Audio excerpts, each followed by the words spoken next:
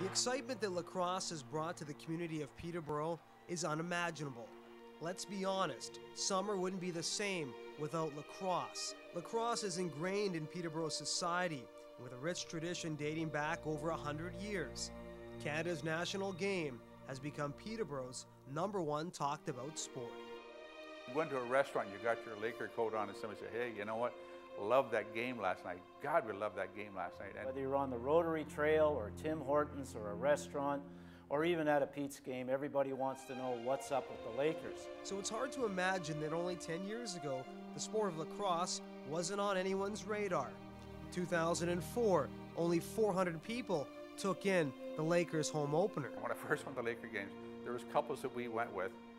The crowd was so sparse, they were allowed to bring their dogs to sit in the memorial center. When I came on board in 2002, we had 6 guys at training camp. When I grew up watching it, I remember running around this arena and you could sit in any seat you wanted to. I was running around in these stands, like free running here, collecting balls, getting all the balls that go out. Nobody's going after them because there's not many bodies in the stands. We would get in a van. We couldn't afford buses then. And lots of times we'd start out with 11 or 12, and we would be phoning en route to out-of-town games, because we'd have 10 or 12 or maybe 13, and we'd pick up a half a dozen juniors or 4 or 5 senior B players just from the contact book to fill out our roster. 2004 would be the magical year for the Peterborough Senior Lakers. That was the year Peterborough dealt with a terrible flood.